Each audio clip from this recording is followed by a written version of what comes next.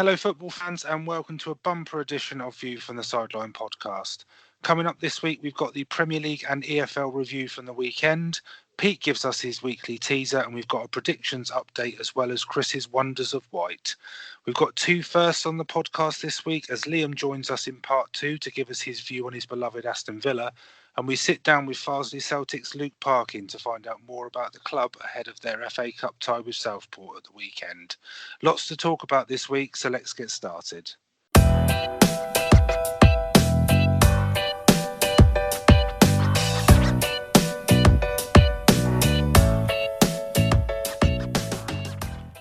Hello everyone and welcome to episode 7 of View from the Sideline podcast. It's Rich here and as always Chris is with us. How you doing, Chris?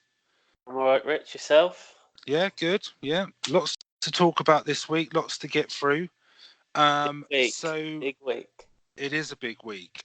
We'll just firstly we'll give the results of the shirt that we were giving away with set piece shirts, I think. Yeah. So listeners, you may have seen on our social media channels that it was won by a lady called Dawn. So the shirt has been shipped today, so it should be arriving with her shortly. But just a quick thank you to everybody who entered, everyone who followed both pages. And it was good. It was good to. Congratulations to Dawn. She's got herself a nice T-shirt as well now. Nice Liverpool shirt. Yeah. Okay, so we will get straight into it. So we've got Pete's teaser. So what have you got for us this week, Pete? Okay, Rich, this week's question. How many teams currently playing in the Premier League have never been relegated from the Premier League? That's a good one. Okay. We are going to have Liam in part 2 this week. Got a third person to help us out with the teaser. So... yeah. How many teams currently in the Premier League have never been relegated from the Premier League? I can name you one because that is the team I support. So. Yeah, I can name you two because the other one's the team I support. Better not ask Liam. No, maybe he might actually be no help at all in this. So we'll get straight into the Premier League review. And I think a good place to start this week is going to be the King Power Stadium. So Leicester v Newcastle. Probably the most, I'd say it was the most convincing win of the weekend. Leicester 5, Newcastle 0. Chris, what did you think? Well, I don't think there was any doubt in the sending off. Let's put it that way. That was a horrific challenge by Hayden. But to be fair, Leicester took full advantage of Newcastle having only 10 men on the pitch. But at the same time, they played some really, really nice football. It's the same names again that we're mentioning week in, week out that are impressing us as well. And again, the Leicester City defender, I'm not going to try and say his name because he's their new signing this season. But he's Turkish, isn't he? Yeah, he is. Yeah, I already seen this week that the papers are saying that Man City may be after him in January, so that's always a good sign that you're having a good time on the football pitch. But Newcastle, lack of goals as well at the moment. I think they've scored 4 goals this season. You think that they brought in a new striker in Joe Linton, and they've got that Saint Maximin as well. Obviously, they signed from France in the French league as well, and just don't seem to be firing at the moment, and I can't really, the games that they've been playing, they haven't really impressed me at all.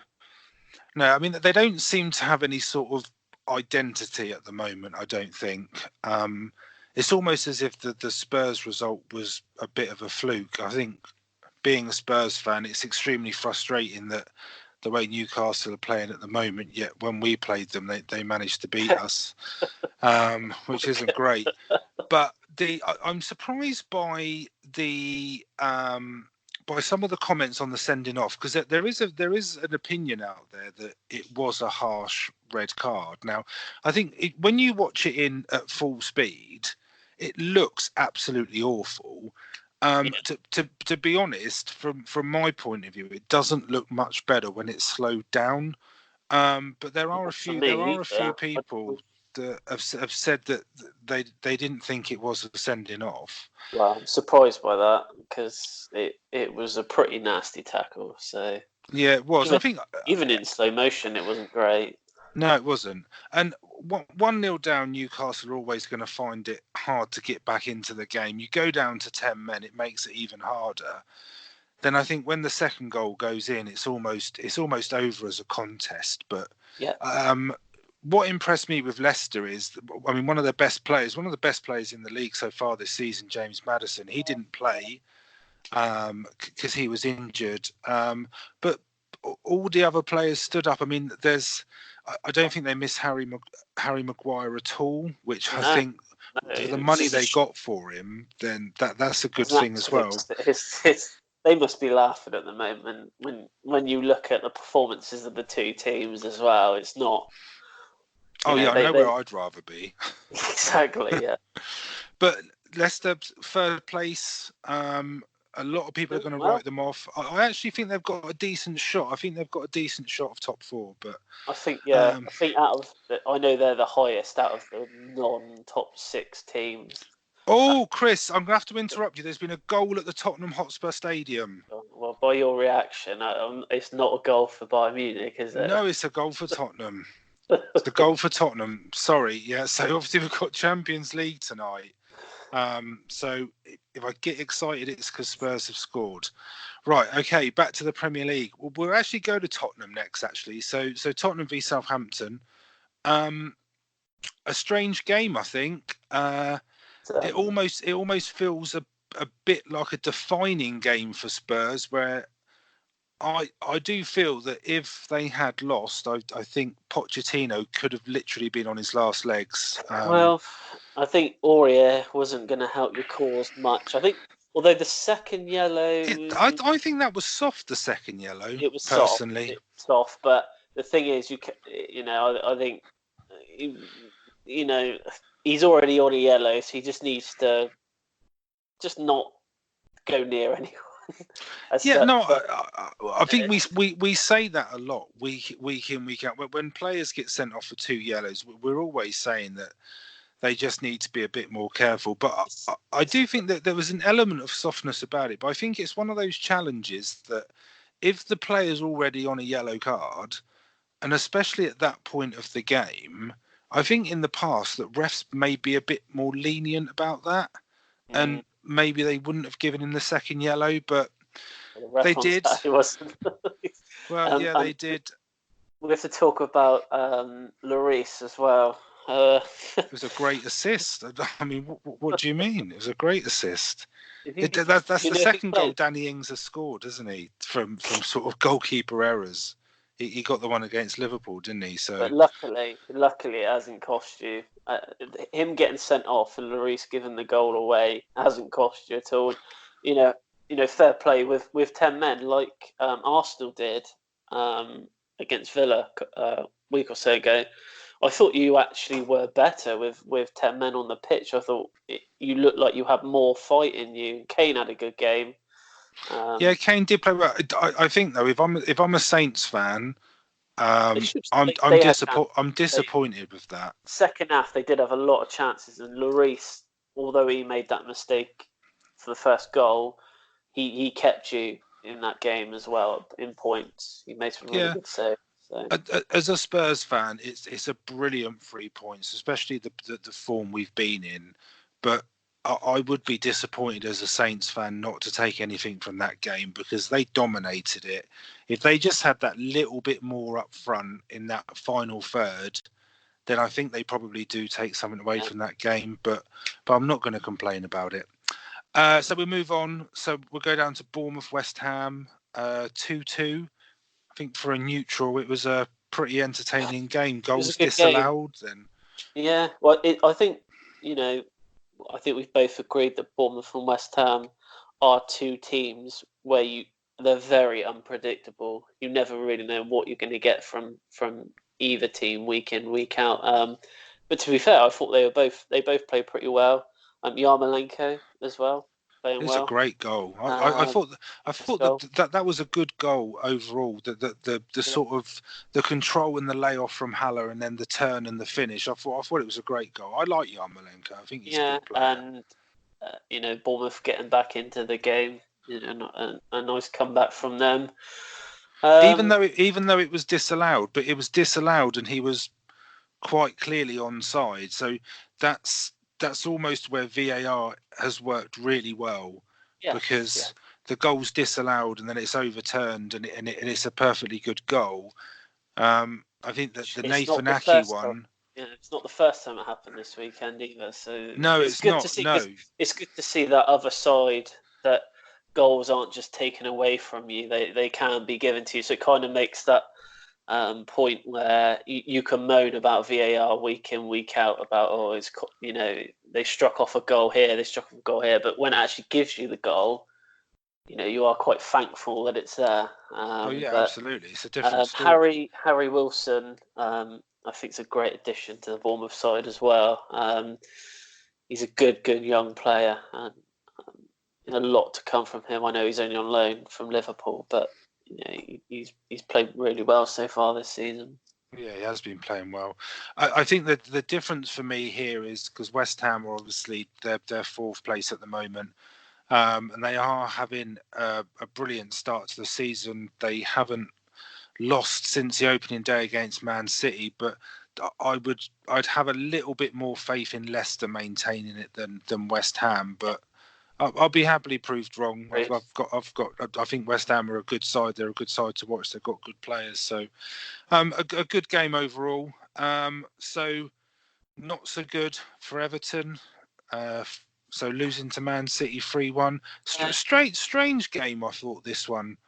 Yeah, chances. It's not like that they didn't create chances, Everton. I thought it was quite an enjoyable game. And I was quite surprised on how open the game, was. Man City, I thought, were quite open at the back, and I think they were there for the taking in some points. But I thought Mahrez had a really, really good game. Yeah, he did. He did play well. Yeah. It's pretty scary though, isn't it? Because I was just going to say about De Bruyne. I know we talk about him every week, but he seems to be able to get into that position sort of on the right hand side, but infield enough where no one really picks him up, and the whip he gets on that ball to cross it in is just unbelievable, and it's always into a danger area. And I think he's been phenomenal for City this year, and it's quite scary when you think of Mahrez is probably a squad player for Man City. Yeah, he starts the game and he puts in such a performance. That ball he put in for Gundogan as well was such a nice ball. Where he's a quality player, really good player. I think it was. Sorry, I was just going to say the thing I liked in this game, and it was right at the end, but because there's so much talk about VAR at the moment, Raheem Sterling's goal. So the third goal for Man City. Yeah. How quick was that done for goal line technology to say that the ball was over the line? It was so quick, and then we just moved on. Well, yeah, it is. But I mean, it's almost because the technology's been there a while. Yeah. I know the ref. The ref's watch beeps, but there's no faffing around with it. It's a goal. I guess it's a lot easier. With just, is it over, is it not over? Because there's only two outcomes. I just like the technology. Yeah. Let me have it. Let me have it, Chris. I like the technology. For a long time, hasn't it? I can't remember when it actually came in. It was after Lampard scored that goal for England against Germany. We know that. Don't. The one that was about 6 foot over the line. But so, I mean, Man City, they're going to keep winning. Everton seem to be dropping a little bit from their early season form, but a decent 3 points for Man City, I think. I do think they deserve to win it. So we go on to their neighbours, Man United, Arsenal. So the game last night, I actually fancied Arsenal going into this, to be honest with you. I would have picked Arsenal to win. I think many would, but a really, really dull first half. the goal at the end, I think, kind of elevated the second half a bit. And to be fair, it was a good goal. No, really nice McTominay's goal was good. Yeah, both good goals actually. Aubameyang's goal was good.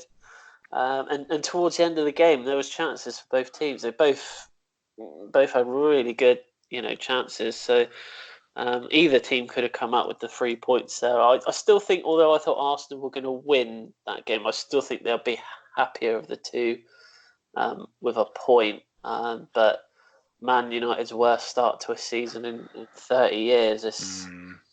I don't think the draw tells us anything about these teams when Arsenal's defence is poor, but United's attack is poor. And then, do you know what I mean? It's almost as if they cancel each other out. And I don't think a point actually... Yeah. It doesn't help United in the slump they're in. And I think it's almost as if Arsenal are going to be sort of treated as serious sort of top four contenders, the way United are playing, I think it's the sort of game that they would be expected to win. But you think like they obviously the game was shown on Sky, and in the studio they had Roy Keane and Jamie Carragher, and to think back when they were playing against each other, the teams that they had around them, the team like the Man United Arsenal team now is nowhere near, what it used to be. No, I don't think United have got anything going forward, really. I know Rashford, but I mean, he started off the season pretty well, and I don't think he's done a lot since. It's so unlike Man United to not be a force going forward. And if you think back, sort of, obviously towards the end of when Ferguson was there, because I think since he's left, it's almost gone. You used to hate your team going to United. Because you knew from the first whistle to the last whistle, they would not give up no matter what the score was. And they were so dangerous. Now I think it's completely reversed, where it just feels you like kind of you want to go there. Yeah, it's kind of like Fergie knew he knew that the team, because the team he won the league with in his last season wasn't a great side. Wasn't a great side. They had Van Persie, who scored a lot of goals for them. And it's kind of like he knew that was kind of the end of his era at Man United, but also maybe the end of Man United, dominating the Premier League. So, yeah. Well, I mean, the pressure's on Solskjaer. I think it just depends how their season continues to progress. But I don't know. A draw is probably a fair result, but it didn't. The game didn't live up to the expectations, I don't think. But a game that possibly did, I think the result was probably a little bit surprising. Sheffield United, Liverpool.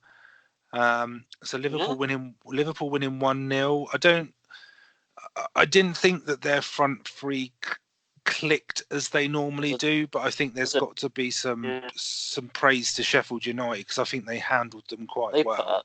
They put up a really good fight, didn't they? And it really was only a keeper error that's kind of, ended up costing them the game. So, do you know he's on loan from Man United? Yeah, yes. I didn't know that until Chris Wilder's comment about him wanting to play for Man United. So it was a strange one, because I did think, well, why would he want to play for Man United? But yeah, I mean, it's not a good way to lose when you're in the game and you lose 1-0 and it's down to a keeper error, and it's just a lack of concentration. It's what champions do, isn't it? They grind out a result like Liverpool have done here, and it's the first time they've won ugly this season, I would say. And you need to win ugly at times. Yeah, it's those 3 points that are going to win you. You amount a few of those over the season. You're laughing, really, but fair play Sheffield United. I think that out of the teams that come out, they're the ones that I'm favouring at the moment, even though I didn't in my early season prediction. But, no, and you say that before the Villa fan comes on the podcast. Yeah, well, he won't do it. Well, no, I might tell him. the next up for Liverpool, 3 massive games really. So they've got Leicester, Man United, and then Spurs. I think if they come through that period, I know there's Champions League games in between. If they come through those 3 league games with 9 points, I think we have to take them a lot more seriously. So we move on to your boys next, Chris. Chelsea, Brighton. Chelsea running out 2-0 winners. Quite an even game until sort of Brighton gifted you the first goal. Yeah, this is what happens when you play out from the back. I've said time and time again, when you play out from the back, you're going to cause yourself issues, especially against someone like Chelsea, who they are on the forefront as well.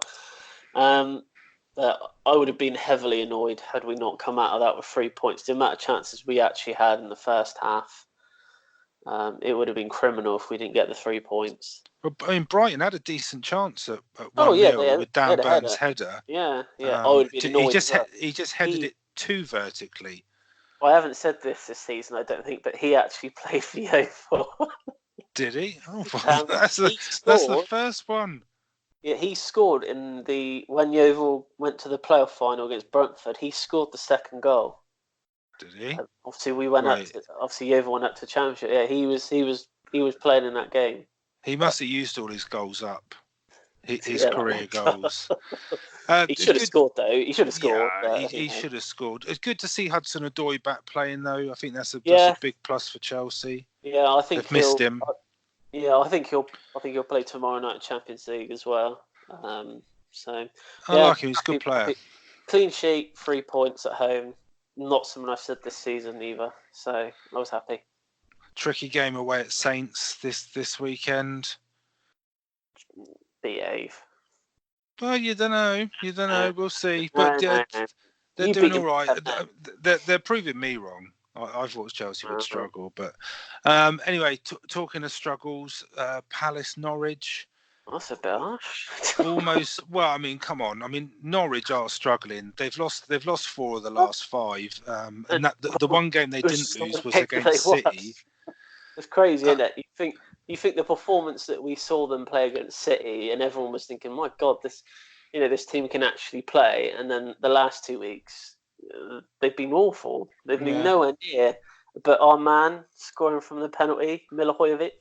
Yeah, it's almost back to the Palace of old, where they get a penalty, it's 1-0, it's quite nervy, and then they get another one in the last minute to sort of completely lift any pressure. Until I watched the highlights, I didn't actually realise that they scored a second goal.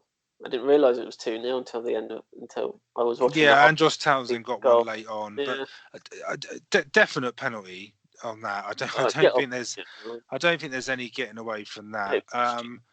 What surprises me about Palace in general, really, I think football fans in general, because you never really hear the positive side being spoken about, is they're in the top 10.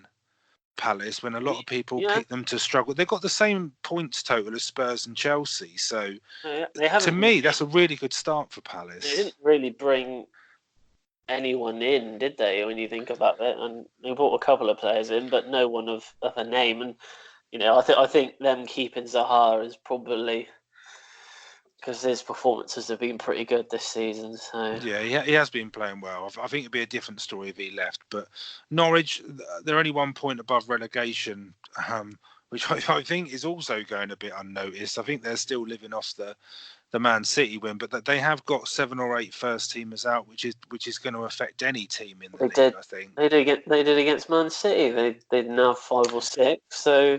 They seem to be turning up. I think I think they've scored against Liverpool, Man City, Chelsea.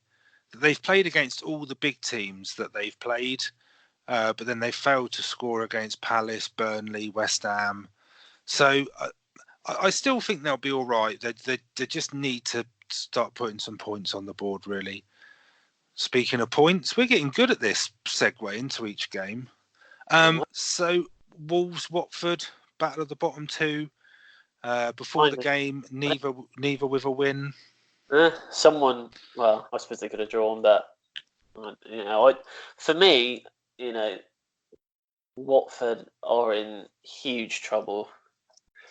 I don't think that they were any good this week at all. I think they really miss Troy Deeney. I think it's surprising how much they miss him. It's just so obvious when they go forward. They just don't. There just doesn't seem any like sort of cohesion between midfield and attack. It's just really baffling because last season they were really good at going forward. But fair play to Wolves. I think they capitalised on a rather weak Watford performance. And I think now that Wolves have got that win, I think that their season has probably just started. I thought they were almost back to their best. Their first goal, for me, was what they were all about last season. It was a great passing move, players getting into positions, getting into space. When you're in the sort of the final third, it's a decent last ball and a good finish. Lots of movement. Yeah, it did click. It clicked very well. And I think the win eases a lot of pressure on Wolves, but it piles it onto Watford. And their next game is massive. So home to Sheffield United. But Watford are going to get into a position where every game's a big game if they don't start winning. And then when you've sacked a manager and brought a previous manager back in, and you're still, your fortunes haven't changed. I mean, apart from the second half against Arsenal, I think they've been pretty poor. Then are they really going to sack him after bringing him back? They can't. No, they can't. They can't. Exactly, but something has to give, otherwise they're going to go down. I think they might have pulled the trigger a bit too soon on manager switching. I think he could have had at least a couple more games just to do something. I'm not so sure about bringing an ex-manager back. I don't really see. I always think to myself, well, you kind of sacked him in the first place, so. But there must have been a reason why they wanted to get rid of him. Yeah. I understand that, but it just seems very, very odd that at a time of when they probably need stability more than anything, they went ahead and sacked him, and then. Last week obviously didn't help them losing 8-0. I mean, well, they've got Spurs in a couple of weeks, so they'll probably get 3 points. They'll be all right. Yeah. Okay, so that that wraps it up for that part of the Premier League review. Obviously, we've got Liam coming on in the second part of today's podcast as our first guest. So we're going to save the Villa Burnley game until Liam joins us, because we want to get his view on his club, what he thinks they're capable of this season, how he thinks they've been doing so far. So we'll go into the EFL review to finish off part one, Chris. So I'll start with the Championship. Where West Brom are now top of the table on 19 points after their second consecutive win. They won 2-0 away at QPR. They remain the only unbeaten side in the Championship. It's probably just worth pointing out, though, that they are playing tonight. So they're actually 1-0 down away to Leeds. So the unbeaten record could be going tonight. Yeah, I have jinxed it, yeah. So as it stood at the end of the weekend, they were a point ahead of Swansea in second and Nottingham Forest in third. Leeds dropped to fourth after defeat away at Charlton, who now move up to sixth. And Preston occupy the other playoff place in fifth after sharing 6 goals with Bristol City in a 3-3 draw. At the bottom, Stoke are still without a win and remain on 2 points after losing 3-2 at home to Forest. That game was on Friday night. Sack him. Oh, yeah, they've got to do something, haven't they? Yeah, the ex-Yeovil player, ex-Yeovil assistant manager, sack him. Oh, that's not very nice, is it, Chris? Stop chanting during my Championship review. Where was I? Yeah, so Stoke lost 3-2 at home to Forest. Huddersfield, they did double their points tally to 2 after getting a point in a 1-1 draw at home to Millwall. Terrible, really, Stoke and Huddersfield, the position they're in. And Barnsley, they lost their third game in a row. They went down 3-1 at home to Brentford to remain in the final relegation place. So that's the Championship. So we just move on to League One. So Ipswich, they remain 2 points clear at the top. They got a 4-1 home win against Tranmere. Wickham and Fleetwood are keeping pace, though. They both won at the weekend against Rochdale and Shrewsbury, respectively. Coventry are in fourth after getting a point in a 1-1 draw against Doncaster, and wins for Sunderland and Blackpool mean they make up the playoff places in 5th and 6th. At the bottom, Bolton are still on -9 points after falling to defeat away at Portsmouth. Wimbledon, they lost their third game in a row to remain on 3 points. They lost 3-2 away at Peterborough. And Southend are only a point better off on 4 points. They lost 1-0 at home to Accrington and remain in the final relegation place. So if you want to take League Two, Chris, and then I did forget to mention, I apologise, we've got Adam's match report from Yeovil, I believe. Yeah. Yep, okay. Yep. So League Two, a big surprise at the top as Exeter lost 3-1 at home to Grimsby. They do, however, remain top. Crewe could not capitalise and remain in second after a 1-1 draw with Cheltenham. Cheltenham are actually in third. Forest Green are in fourth. They comfortably beat Salford 4-0 away from home. Not really what's going on with Salford. I know they just come up, but I think a lot more was expected of them. So anyway, Swindon moved down to fifth after they lost to Newport. Newport actually moved up to sixth after that win. And Grimsby are up to seventh after their impressive away win at top Exeter. At the bottom, it remains the same. Despite a draw with Cambridge, Stevenage remain rooted to the bottom. So now, like Rich just said, Adam's got the match report for Yeovil. Take it away, Adam. Thank you again both for allowing me to do the Yeovil report. And wow, what a report to do for you guys. Full of instance, lots of talking points. I try to keep it concise much as I possibly can. Obviously, the big top of the table clashed. First off, first v joint second. Bromley unbeaten. Yeovil at that time 6 in a row wins. So a lot better situation than we were last time we spoke.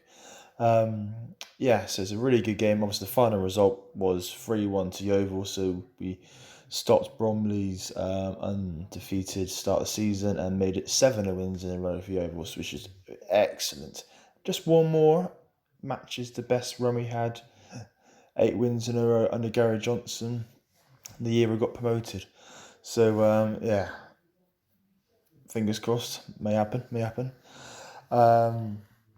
But back to the game, started off first few minutes. Their defender just misplaced the back pass. Our striker went for it. Their defender came back. Then it's all of a clash. Their defender, our striker, their keeper just hit into each other. Their keeper and our striker knocked out completely. The players put both players in a recovery position, which wasn't nice to see at all. And it took about 20 minutes for that to get all sorted out. Their keeper got stretchered off. Our player eventually got up and gingerly walked off, but you can tell he wasn't all there.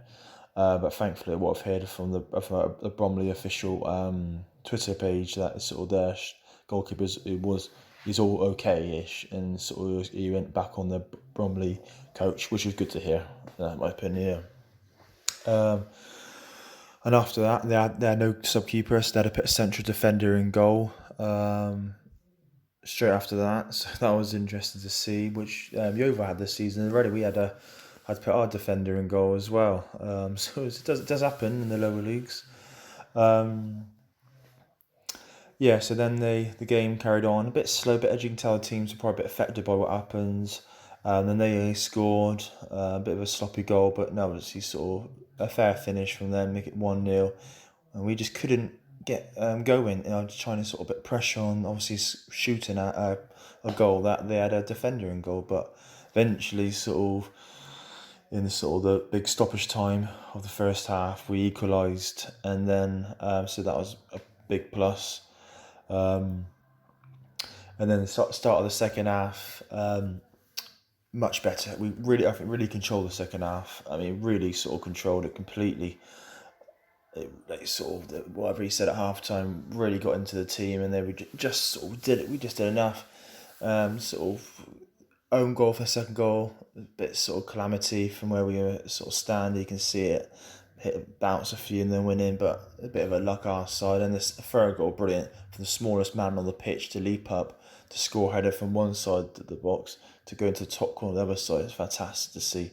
And then obviously we could have scored a few more, but I think it was a fair result. I mean, so you look at it, yeah, Bromley had a sub keeper and goal, like a sub defender in goal, but I feel sort of it was a well deserved win, and obviously sort of massive win really for the standings. Now a point behind Bromley, etc. But there's another talking point in this game is got to about the final few minutes, but the 88th minute, 87th minute, and the ball boys, the Yeovil, didn't push the ball back fast enough for the refs liking or the players liking, and then obviously wasn't too happy about it. The player, I can see the Bromley player smiled, and then he got the ball back. It was a yard, 2 yards sort of out of the way. He just took ages. He took a little bit of time to push back.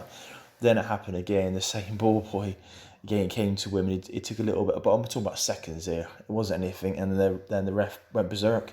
The ref demanded all.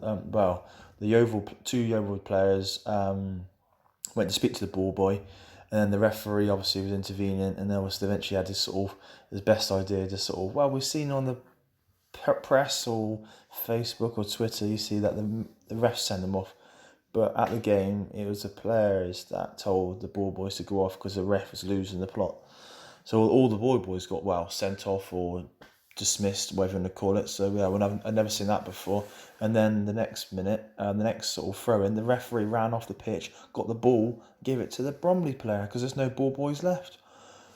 Couldn't believe it. Obviously, everyone was laughing. And the Bromley players were actually quite smiling, really. They weren't overfussed by it. And really, over the period of the game, the first half especially, Bromley players were taking probably 10, 20 seconds, taking free kicks or throws themselves. So it's a bit of hit, this, there, everywhere, really. Sort of like was a bit of tit for tat. Right, yeah, so yeah, but end all, 3-1, fantastic win, much obviously improved since the last time. Really going for this now. I think the big crowd as well. I like sort of just around 4,000, which is obviously a big crowd, great atmosphere. A lot of people get beyond the team, really sort of cracking. I think sort of this anyway is up. Can we make it 8 wins in a row against Hartlepool? Who knows really? I feel sort of the only way we get beaten at the moment is I can't really see us getting beaten at the moment. I think we're such a strong side now. It's really connected. All the strikers score all over the pitch, and it's really good to see. So fingers crossed, another win Saturday, and then sort of keep on from there. Really, yeah, really good. Yeah, thank you again. Yeah, so like Adam just said, there's another really good win for Yeovil. 3-1 against Bromley, who are top. Such an eventful game, though, with all the ball boys. Well, yeah, I've never seen it before. Issues. You hear two completely different sides from the Yeovil fans and the Bromley fans. I've seen it on Twitter, but that's the fountain of all truth. Yeah, just one more thing as well. They nearly had 4,000 there on Saturday, which is so good to see as well. And it really does, with the new owners now, it really does seem like that. The football club has been given back to the fans, if you kind of get what I mean. Yeah, but they can't stop winning either. I think it's the almost informed team in England right now, as far as from what I'm aware, and Liverpool. I think Liverpool and them have both won consecutive 7 games. So it's almost as if sometimes a team needs to go down. There was a lot of talk over just on sort of Sunday evening around. Do Newcastle, for example, need to get relegated to then sort themselves out to come back up? I probably think that's a little bit different because of the financial rewards of being in the Premier League. But it's almost as if being relegated, if you can turn it into a positive, was a really good thing for Yeovil. Oh, yeah, definitely. Because they seem to have found themselves, found the identity a bit more. Yeah. And it's so strange as well because they're obviously in the National League now. But another one of their games has been picked for TV in a couple of weeks' time. So that'll be the second time they're on TV since the start of the season, which, for exposure is so good. And obviously the money side of it as well. So you kind of, obviously in League 2, I don't think any League 2 games are shown live. there might be. I'm not sure, but it has its benefits in the National League. Yeah, but no, absolutely. It just feels like everyone is behind them at the moment, and they can't. And there is going to be a time when this run comes to an end. I think everyone is aware of that, but until that happens, the fans are really, really happy. Just go along for the ride. Okay, so I think that pretty much wraps it up. I am just going to mention that Stoke are actually playing Huddersfield tonight. Just on the back of the championship review. It may not surprise you, but it's 0-0. 0-0? Yeah, I was going to say, is it 0-0? Yeah, just coming up to half time. Bayern Munich have also equalised against Spurs. That happened ages ago. You kept that one quiet. Yeah, I just didn't say anything. I'll only get excited when Spurs score. Yeah. Okay, Right. so that'll do us for part 1. So we'll be back in part 2 where we'll be getting Liam on the podcast, and we'll also be talking about Farsley and the interview that we've got for today's podcast. So we'll see you in part 2.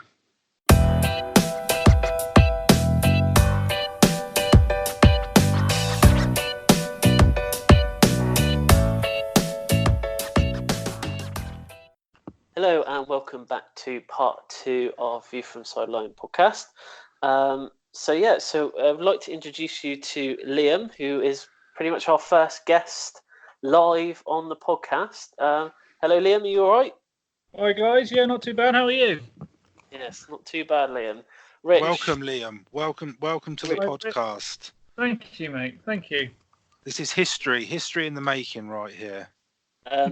So, Rich, is there any update on the Tottenham score? No. It's they're still playing football. That's the only update I have.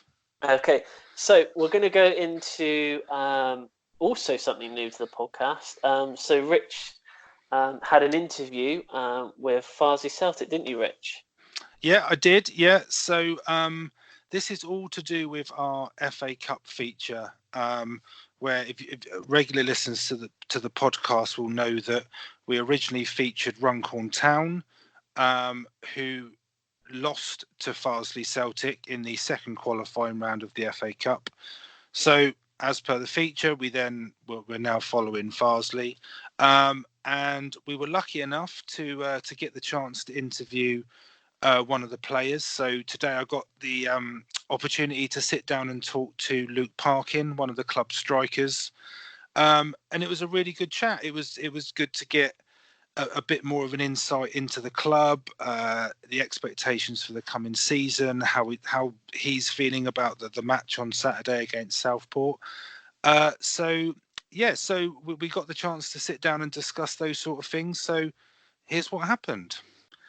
Hello, everyone, and welcome to a View from the Sideline podcast special. As listeners will know, as part of our new FA Cup feature, we're highlighting Farsley Celtic ahead of their match against Southport at the weekend.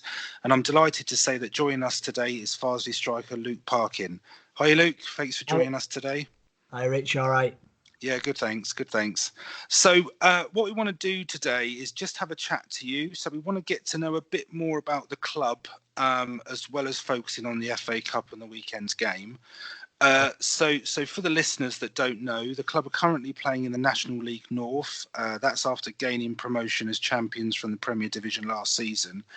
So just to get a bit of an idea, Luke, going into this season after promotion, what's the expectations at the club? Was it to get back-to-back promotions or more establishing yourselves in the division? Yeah, no, I think we set very high standards for ourselves. The manager, he always wants us to do really well, and the group of players we've got are winners, really. We've got a really good group of lads, and we're trying to push as high as we can, really. Obviously, 4th in the table at the minute.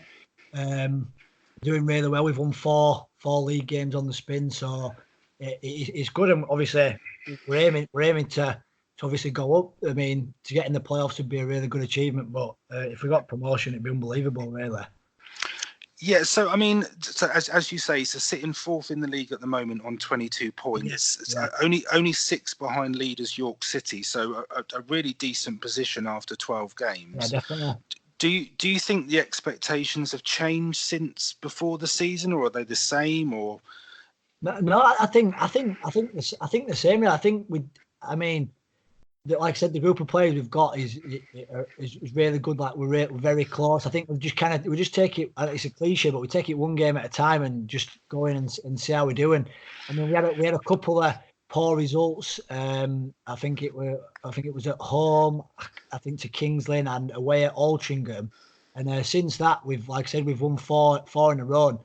We're on a really good roll at the minute, and we've played some of the top teams, the full-time teams in the league already as well. So I just think we're just, like I said, just taking it game by game and just see how we go. Yeah. So if we can just go back to Saturday's game. So yeah. I mean, as you say, going into the match, the team's on a 4-match winning streak. If you include the FA Cup win against Runcorn, so 3 league wins. 5 minutes to go in the game, you find yourself 1-0 down.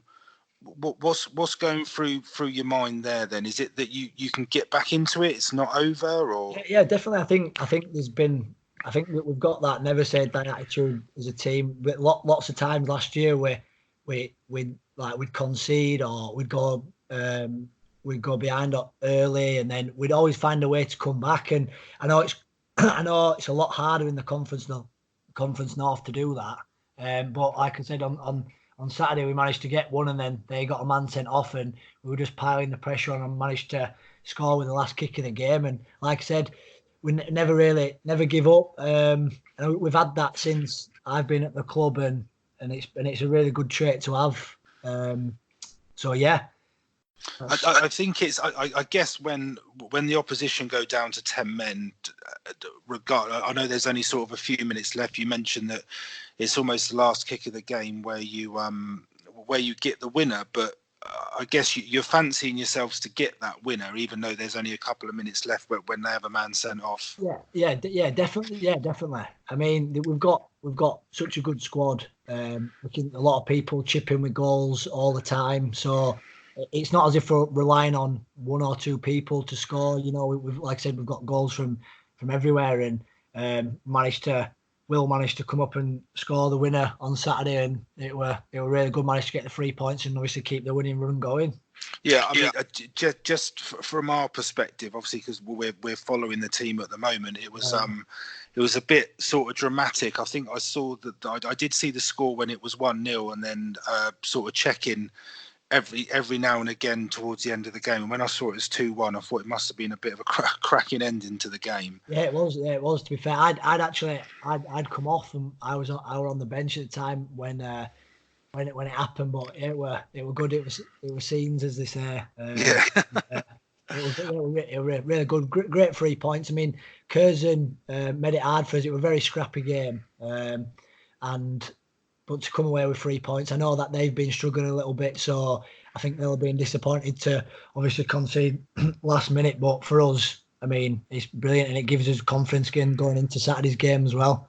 Yeah, there's no better way to win, is there, than a last minute.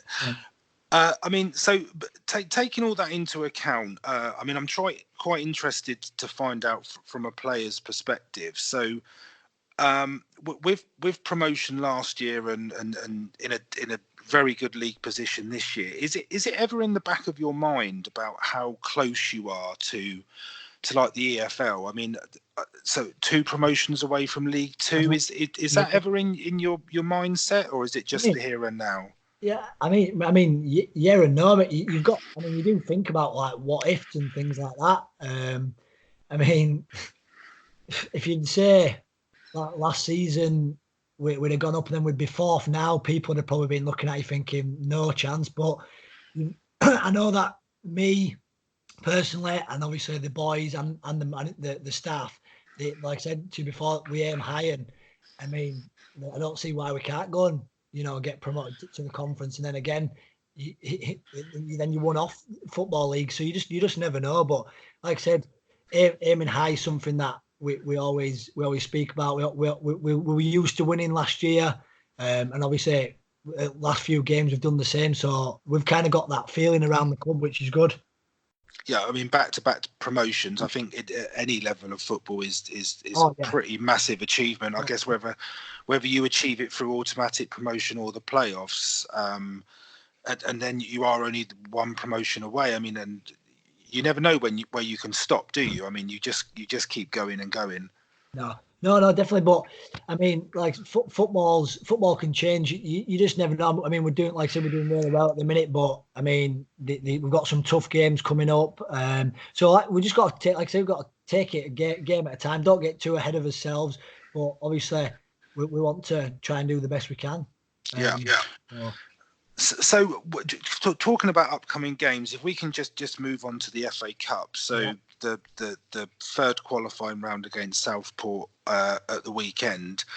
Just a question for you personally, as a young player. I mean, what does it mean to you to play in the FA Cup? I mean, the most famous cup competition in the world. Yeah, it's good. I mean, we haven't really had a cup run the last 2 years. And then the year before we're at Brighouse, and we didn't have one in that either. So I've not really gone far in the competition in my career. So to obviously to win on Saturday, it'd be good, because I think the group of players that we've got, like I say, we deserve to have like a good tie, and it is good. I mean, it gives obviously lower clubs places to go where, you know, it might be once in a lifetime, or places that have got big crowds and a big gate on. It's good money for the club. So Saturday's a big game. But yeah, personally, it is good, because it always gives you that opportunity to go and play somewhere higher if you get a lucky draw. Yeah. I mean, so so if I'm right in saying, I think the furthest the club have ever got is the first round proper, which was in I think it was the 2006-2007 season. Yeah. When they took on MK Dons, which went to a replay. So getting a draw in the first tie, a great result against them. They were League Two at the time. Is it something that's in the players' minds at the moment, that if you were to win on Saturday and then you get a favourable draw, you're almost making history for the club? Yeah, I think so. I mean, like I said, the last 2 years we've not really had a cup run. I think the main priority was to get out of the league, and we've done that. But now, obviously, we're doing very well in the league. We can give the cup a really good go as well. I know Southport are a decent side. We've played them already this year, and they beat us at home. So, and they're a full-time club, but there's no reason why we can't beat them on Saturday. And hopefully, like I said, get obviously the boys' dream of trying to get a league club, which would be really good. Yeah, I mean, so we spoke about the league earlier, and you've mentioned it there. So, do you find that a cup run can become a distraction? I mean, with the majority of any football club, I think the priority is the league. The league's your week in, week out bread and butter. Do you think that it becomes a distraction, or is it good to keep the winning mentality? Yeah, no, I think it's good. Like I've already mentioned, we haven't had a cup run, so it'd be good to have one. I think, like I said, the group of players that we've got anyway, whatever game we kind of go into, we want to try and win it regardless. And we've got a small squad, so it's not as if like the manager's going to put kids in for different different competitions. Everyone's going to get a chance to play. So I think it's good for us. I think Saturday's it's a really good game for us, and hopefully, like I said, we can try and get the win and progress. And I don't think it's a distraction. I think it'll help us. Yeah, no, I would agree. So, and I think what it also does as well is I think it almost becomes like a community thing, doesn't it? With a cup run, especially in the FA Cup as well. I mean, I almost feel like the town, the fans, they get more involved, even sort of like a younger fan base, I guess, because they will know about the FA Cup. So if their local team are playing in that competition, then I think it can only be a good thing.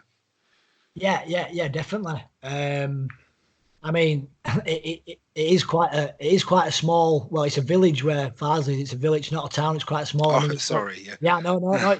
It's fine. I mean, you've got obviously Leeds United, massive club close by. But if we're doing well in the FA Cup, obviously Leeds won't be in until a couple of rounds after. Then I don't see why the people of the village and obviously of Leeds can come and support us.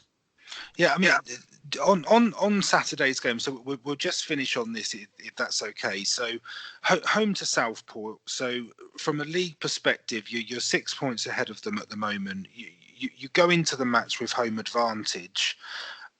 So, I mean, I'd almost say you're sort of going into the match as favourites. Do you think there's any additional pressure playing a team from your own division, because there's almost that thought process that you would know a bit more about them because you would have scouted them for league games and things like that? Or do you think it's just a one-off game and whoever turns up on the day, or is that extra element of pressure? Yeah, no. I think it's obviously who turns up on the day. I think that's a lot of week in, week out, really. I think obviously when we beat Runcorn, there were a few leagues below, and it didn't really suit us playing against them. I think it more suits us playing a team that we know that are in a similar league to us. I think that probably suits us better. So I won't say there's any pressure on us. I just think it's like probably just. Obviously, it's a cup game, but it's a team that are in our league, so probably just treat it as any other game. But obviously, the boys will be up for it. So yeah. I mean, I guess it's almost an automatic sort of feeling for a player, isn't it, to get up for an FA Cup game? I mean, like you say, I mean, you're only a couple of rounds away from possibly playing like league opposition, so that's got to be some sort of motivation for the match on Saturday. Yeah. Well, yeah. Like I said, the boys want to have a big tie, and hopefully, if we do progress Saturday, then we can try and get that. Yeah. Okay. That's great. So I think we'll stop there, Luke. So again, thank you so much for your time. It was really great to talk to you and get to know a bit more about Farsley. Yeah. And I mean, at the podcast, we've got everything crossed that you progress, because from what we know and from talking to you today, it's a club that we would like to sort of follow and highlight into the next round. So yeah, I mean, we wish you the best of luck for Saturday, and we'll certainly be looking out for the result. Yeah. So the best of luck. Cheers, Rich. Thanks, mate. Okay. Thanks for your time today, Luke. Thank you. So, yep, there you have it. Another first for the podcast. I've got to say, Luke was absolutely brilliant to talk to. Really informative. Really sort of gave me a feel about the club and playing at that level and how they're doing this season. So yeah, it was an absolute joy to talk to him, and I think we should probably just say to the club in general a big thank you about how supportive they've been. They have been great. I mean, we've been in contact with them, and the interviews was arranged and everything, and Luke agreed to take part, and yeah, so it was really good. So I think we should say to anyone listening to the podcast, please get behind Farsley at the weekend against Southport. They are at home. If you visit any of their social media channels on Facebook, Instagram, there's some really good content on there. A lot of information about the club on the website as well. So yeah, just please follow them. Please show them your support. I know from our point of view in the podcast, we'll be following them at the weekend and hoping that they can get through to the next round. So yeah, thanks to Luke, and thanks to the club again. It was a great experience. So on to your bit then, Liam. Aston Villa, Burnley. Yeah. So we've saved the match for you. Yeah, we've not talked about it yet, so no. So you give us a download. I think it'd be good to get your thoughts on the game, and being a Villa fan, how you think they've done so far this season, and what you're expecting from them for the rest of the season. Well, I think, to be honest, if there was a game that summed up our season, it was probably the Burnley game, to be honest. It was good in parts. I thought, if we looked dangerous when we had runners from midfield getting into the box. Our goal was scored that way. El Ghazi getting in there. We just lack a lot of movement up front, and and it's that game management that we're really struggling with at the moment. First half, I thought we actually were the better side, really, although I know Burnley hit the bar with a free kick, but we hit the post as well. Obviously, the VAR decision, which was bitterly disappointing, shall we say, especially when you get the notification from BBC Sport that the goal's gone in.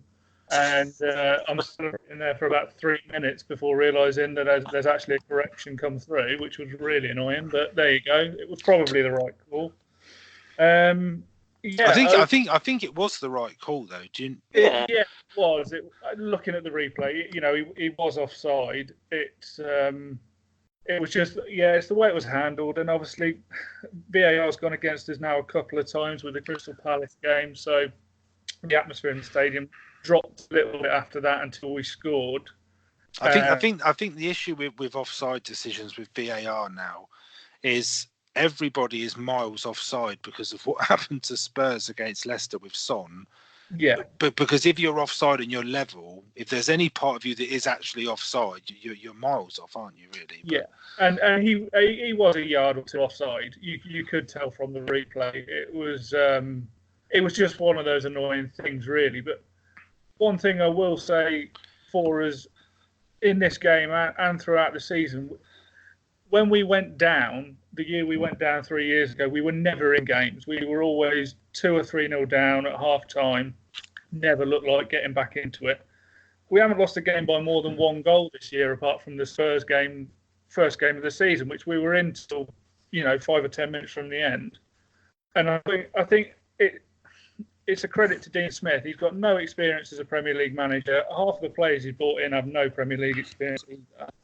But they're actually showing commitment for the club, and it's a bit worrying every time someone attacks us and the defence is looking a little bit all over the place like it was against Burnley. I mean, both the goals they scored were quite soft from our point of view, I think.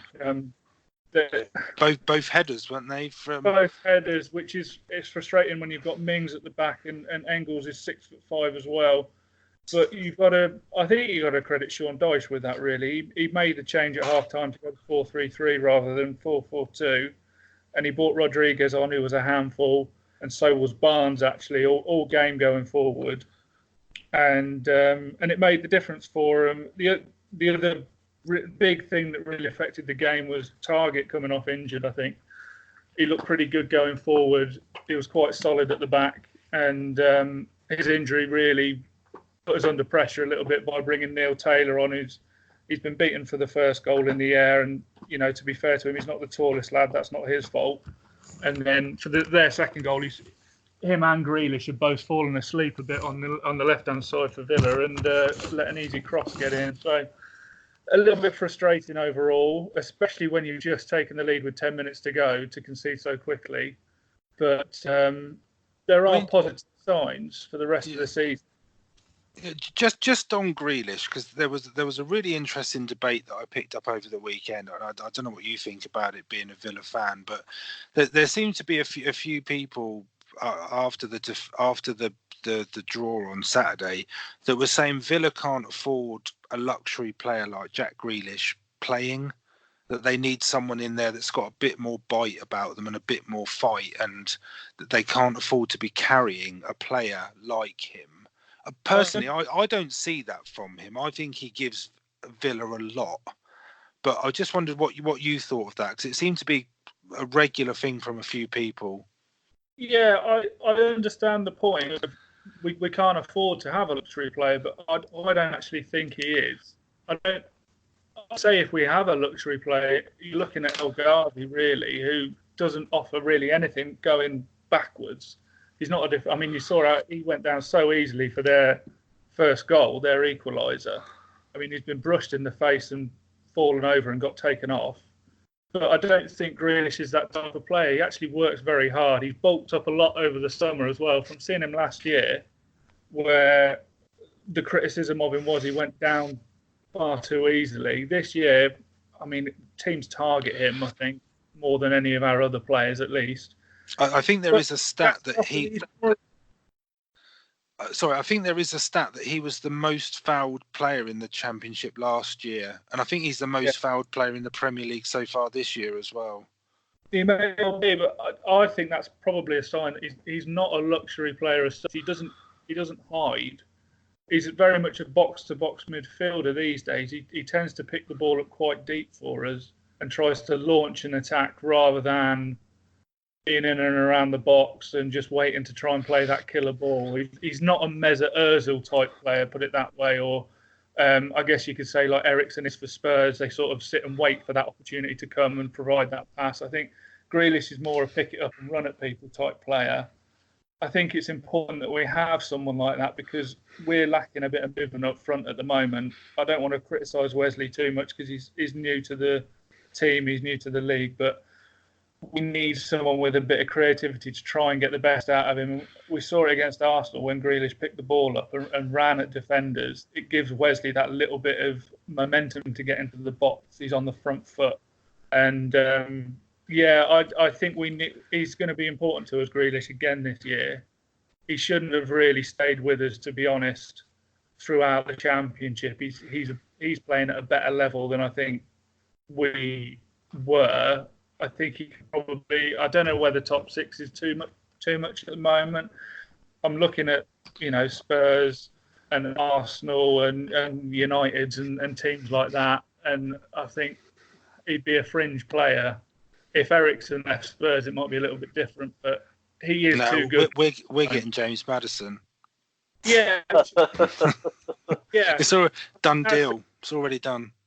We do need that, and I don't think Grealish is quite there yet. He's on the way. I think he would have been there if he'd have left 2 years ago. But he's a fan of the club, isn't he? You can't fault his loyalty. He's given us 2 more years really than he needed to. I think he needs time in the Premier League. I think that if he had gone to Spurs last summer, which at points seemed like it was going to happen, I think you might find that if he'd already had that year in the Premier League with Spurs, then he may have been that year ahead of where he is at the moment. But I think if Villa stay in the division, or if they were to go down and he was to come back into another Premier League side, I think he will benefit from the year that he's having at the moment. Yeah. I mean, I don't agree with the point personally. I think he's probably Villa's most creative player, and I do think he's a driving force for them. I don't feel that he's a luxury player, but it was just something that came out of some of the feedback from the fans over the weekend. But yeah, and I have seen it, but I understand where they're coming from. When you're in a relegation battle, you can't afford to have a passenger. But if you look at Grealish, it's not necessarily his assists or that he shouldn't be judged on goals either, but it's finding that little bit of space, and he does it so he's not quick, so he has to be quite smart with it. And his first touch is so good that every time he's getting the ball, he's finding a yard of space, and you need someone like that to create goals. So I think it's important that we keep him. He's got to start. If I looked at a Villa squad without him in, I'd fear the worst for us, put it that way. Well, that's a thoroughly comprehensive analysis, Liam. Thank you. Are you still there, Chris? No. Yeah, I'm just listening to Liam. I thought you had nodded off.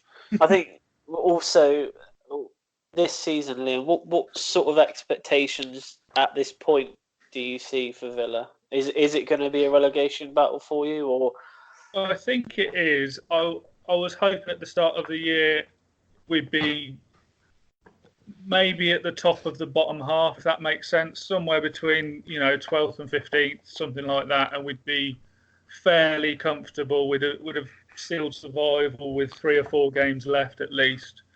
But the way that it started at the moment, the positive for us, I think, is that the games that we've lost, the leads that we've thrown away, have been down to individual mistakes. They're not through the whole team not being good enough. They're through someone giving the ball away. They're through a silly foul, like against Bournemouth, we conceded a stupid penalty in the first minute. And it's things like that I think are easier probably to cut out with just concentrating than if the whole team they've lost their confidence or something along those lines. And we're scoring goals, which does give me a bit of hope, albeit most of them are from John McGinn. I was about to say, I know he's had a good start, hasn't he?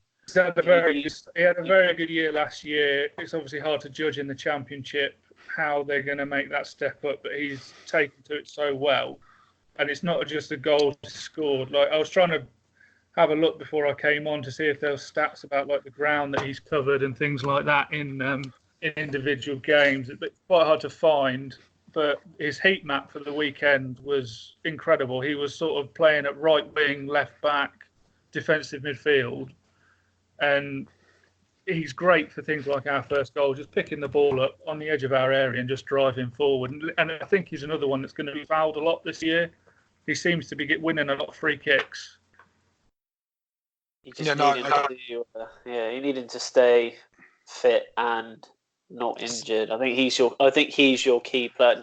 I understand Grealish, but I think it's McGinn for me who's impressed me the most. And obviously, I knew about him when he was in the Championship, but I think he's adapted well to the Premier League. He has. The spine of our team with him in it, and with Grealish in it. Mings didn't have a good game at the weekend. I thought Ashley Barnes actually outmuscled him, outplayed him, but he's had a good start to the year. So the spine of the team is there, whereas in seasons before, we struggled at the bottom for about 4 or 5 years, really, before we eventually got relegated. And it was because our spine just didn't really have anyone in centre midfield, no leadership at centre back, really. We've got that now. I think it's just adding.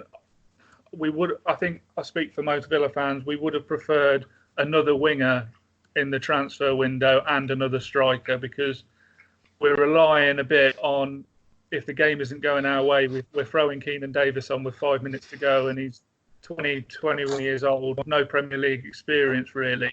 It's not fair on him. So I think we do need a bit more depth outside the first team, but there's positive signs there. I think it will be a relegation battle. I do think we've got enough to stay up. I think it'll be a better challenge than we gave last time we were in the Premier League. But I think when you have players like McGinn, and Nakamba actually played quite well for us the last 2 games that he's played. He looks like a decent talent as well from Bruges.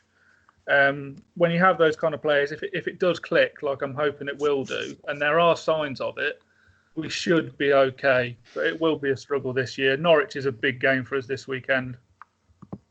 That is a big game.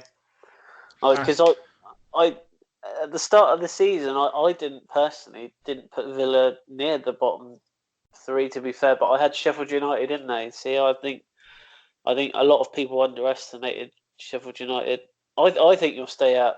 I think you've got enough talent in that squad to keep you up, and I think, you haven't got the worst team, so no. In order to go down, you've got to have a pretty bad squad. I think to stay up, there's got to be 3 teams worse than you. And I know it's easy to play the game on paper, but looking at some of the squads and some of the form that teams are on at the minute, and some of the troubles off field, looking at sort of Newcastle, it's not the fans' fault what's going on. But you look at the troubles that teams like that are having, and you would fancy your chances against them, especially, we look at Newcastle this weekend against Leicester, and they just sort of capitulated. And that's the kind of attitude that I think we had when we got relegated that we don't have now. We don't give in. We don't concede 1 goal and then think, well, that's game over. We've not got that attitude about us anymore, which I think is important to staying up. And going back to Sheffield United, the way that they play is so hard to play against, and I think they've got to be like, you've got to appreciate what they're doing at the moment with the centre backs that are basically playing in centre midfield. It's so hard to sort of combat against that. Unfortunately, we didn't have a style that we could bring up to the Premier League. I don't think. I think we got on a run at the end of the season without necessarily having a certain style like Norwich had their fluent passing play. Sheffield United played with their formation. We didn't have that to bring up. So we've had to try and change our style a little bit. But I'm still hopeful. We can stay up. Well, when Chris and I did our predictions at the beginning of the season, neither of us had Villa as going down. So you can pretty much take that as in they will not get relegated. I'll take 17th at the moment. I'm hoping I know we spent a lot of money. I'm hoping we can get a couple of bodies in January, and it would give us a little bit of depth. I think that's what we're lacking at the moment. The subs that we're making just aren't good enough. Okay, that is the most comprehensive analysis of a game we've ever had, Liam. And so next week we are going to be under so much pressure. Thanks, guys. I made a lot of notes. To be fair, we're going to be under so much pressure, but you're going to stay with us for the rest of the podcast, if that's okay with you. That's fine by me. So, firstly, I mean, thanks for coming on. I mean, that's a brilliant analysis. It's good to get that sort of view from a fan of a different club. I mean, Chris and I will talk about Chelsea and Spurs with a bit of passion and a bit more knowledge than maybe the other sides. But that's a really, really good insight. So we'll go on to predictions. So we'll give an update from the weekend. So Chris, 6 out of 6. I don't think that's ever happened before. So a total of 25 points. I don't think we've ever got all 6 outcomes the crazy thing right. is, it's not even my highest score this season either. But no, it's not. But Tom was our guest last week, so Tom turned 30 on Sunday. So, I mean, what an amazing present, taking part in our predictions challenge. So the other Chris is this week's guest, and we've actually got Farsley Celtic Southport game in our predictions for this weekend, and I'm very pleased to say that all 3 of us have gone for a Farsley win. So fingers crossed for that. We'll move on to Chris's stats from the weekend in his features. The Wonders of White. Yeah, so we kind of tread on a little bit of toes on one of them already, but we'll start. So this could be a first. So at the game at Yeovil, obviously all the ball boys were sent off. I don't think have you ever seen it, Liam? No, I've seen a ball boy be kicked by Eden Hazard before. Sorry, Chris. No, right, I've never seen it. Right. Let's cut him out. Chris doesn't take Chelsea criticism very well. We did not bring you on to say that. Okay, right, next one. Manchester City's victory over Everton and David Silva his 200th Premier League win in his 289th Premier League appearance, which makes him the quickest ever player to reach the 200 total. Chelsea have now won all 9 of their league meetings with Brighton, making it a Football League record for the most games played by a side against a single opponent while winning every single one of those games. But we can't all be perfect now. I was going to say that I knew there was going to be a positive Chelsea stat in there somewhere. Well, we're going to have to now after what Liam just said. Wow. And the last one is Real Madrid have kept 3 consecutive clean sheets in La Liga for the first time under Zinedine Zidane in both his reigns, if you kind of get what I mean. So yeah. That's probably the most surprising one, to be honest. Yeah, that's the one I was quite shocked at that when I saw that. Okay. When I had my stat machine out, it was. I love the stat machine. So we're gonna finish off today's episode with some quizzes. So I just wanted to do, while I've got both of you on this week, I just wanted to do a quick quiz between you both, just to see. Here we go. It's going to show me out. Who has the greatest level of knowledge when it comes to football? So how this is going to work is, so I'm going to ask a question, and then I'm not going to tell you how many possible answers there are, but let's just say there's 100. So you will take it in turns to give me an answer, and the first person who cannot answer or gives me an incorrect answer will lose. Is that clear? Yes, it's clear. Is that clear? You can be sweat now, because now I feel pressure. Okay. So Chris, being the co-host on the podcast, I'm going to let you go first. And the question is players that have captained England. Right. So you have to give a name, and then that name is out, and then Liam, and so on and so on and so on until someone can either not answer or they get it wrong. Okay. So you can go first, Chris. Harry Kane. Okay. That's obviously right. So you can move on. Yeah. What have I got? Oh, have I got to go all through? No, I thought you understood the rules. Now it's Liam's turn. My go now. Okay. I will go with David Beckham then. Correct. Steven Gerrard. Correct. Okay, and I can't believe he hasn't said this already. John Terry. Boo. Correct. I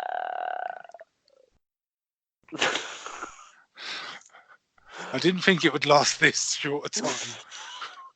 I don't know. Rio Ferdinand.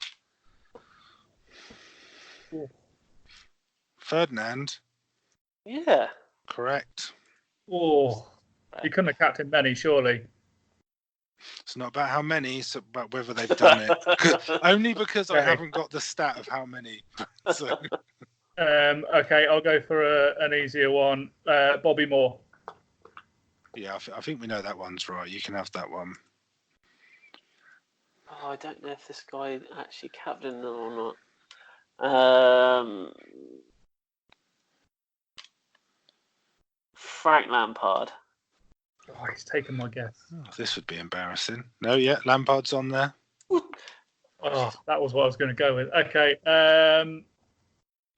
Tony Adams. Yep. Chris? Wayne Rooney. Yeah, good one. It's getting a bit tougher now. Okay. I'm going to go with Brian Robson. Legend. Yep. Chris? Oh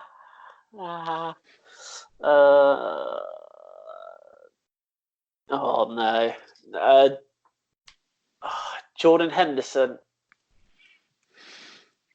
Favourite player? Yep, he's on the list. It's getting difficult. It can be sweat. I will go with Ray Wilkins. Yep. Oh, for God's sake. I think he did. Gary Cahill. Crikey, Chris. Is that right? Yeah, he's on the list, but that is so random. How did you get that? Oh, God. Okay. I've got one more as well. You might need more than that. Owen. Yeah. Correct. Oh, Liam. Said Adams. Keown. Martin Keown. Yeah. Correct. Oh, what? I thought that was that one. Honestly, I'm just thinking of defenders now. That's all I can think of. Just handing out the captaincy to anyone. All right, I'll go with the other Arsenal centre back, Sol Campbell. Git. Yeah, he's on there. I've actually exhausted all avenues. I'm going to go quickly with. I don't think he did. Lineker. Yep, he's on the list. Oh God, I thought that was going to be it. I'm struggling now. I will go with Bobby Charlton. Yep. Oh, that was a pure guess.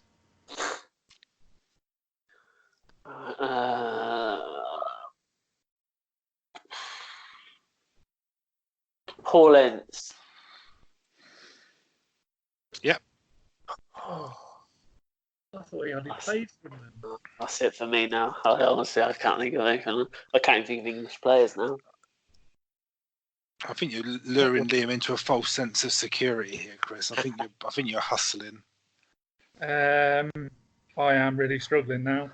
I am going to have to guess quickly and say Paul Scholes. Paul Scholes. Yeah, that doesn't sound promising. He's not on the list. Oh, Can Well I done, take my Chris. next one? The next Yeah. one was Gary Neville. Is Gary Neville on there?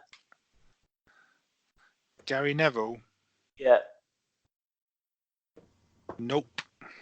the other one That was going to be next. You're going to kick yourselves. So, Farsley on there. Alan Shearer, Oh yeah, I never thought about that. Kevin Keegan, David Platt, Peter Shilton, Stuart Pearce, Terry Butcher, even Eric Dyer's on there. You've got Alf Ramsey, and then Joe Hart. So Joe Hart captained England. David Seaman, Sterling, Delph, Smalling, Milner, Jagielka, Scott Parker, Gareth Barry, Beardsley, Clements. Yeah, all right. Yeah, you've got a bit of paper in front of you that says all that. Well, it's an Excel spreadsheet, actually, Chris. I'll have you know. Oh my God, have you seen the Spurs score 4-2? Yeah, I was going to mention it way through the quiz, mate. I thought 4-0 to Bayern, 4-2 to Bayern Munich. Oh dear. Okay, so we've got to wrap up this teaser.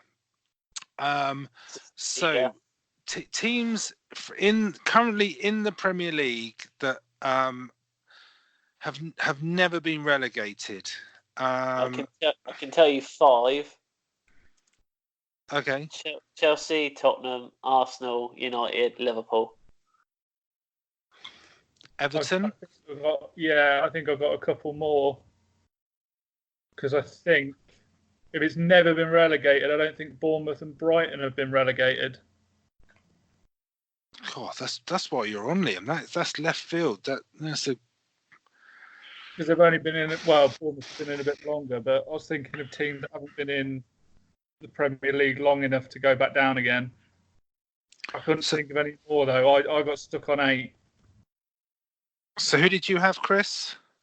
Well, at the so-called top 6, I guess. Well, Man City have been relegated from the Premier League. Well, take Man City out then. So you got Everton. I know that because we've spoken about that on a previous podcast. So you've got your 5, and then Liam, you're putting Brighton and Bournemouth in. So I had the list of teams I had was Arsenal, Spurs, Chelsea, Man United, Liverpool, Everton, Bournemouth, and Brighton. So I had 8. 8. Right. I'm happy to go with 8. Yeah, I can't think of anything else. What about Palace? Have Palace ever been relegated? Yeah, they must have done. Okay, yeah, let's go with 8. Chris, you're gonna do the honours. Okay, so Arsenal. Yeah. Chelsea. Yeah. Manchester United, Liverpool, Everton, Tottenham, Bournemouth, Brighton.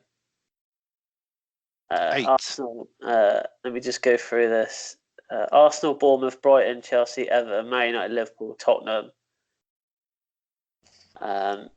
Before that, Huddersfield were on the list until they got relegated last season. So yeah, so that's 8. So that's 1, 2, 3, 4. Yeah, 8 is the correct answer. Liam, you saved us there because I never would have said Bournemouth or Brighton. No, nor would I. It's an easy one as well, but so we're now we're 5-2 up. Yeah. We will not be defeated. We will not be defeated. Yeah, 5-2 up. Okay, so I think that pretty much wraps it up for today's podcast. So just want to say thanks, Liam, for coming on. Cheers, mate. It's great to have you on. Thank you for having me, guys. Cheers. That's just it. You're more than welcome. And yeah, so I guess we just sign off with looking forward to the FA Cup tie on Saturday. So Farsley Celtic against Southport. Come on, Farsley. Thanks again to the club for letting us do the interview, and I think we'll sign off now, and we'll speak to you all next week. See you next week.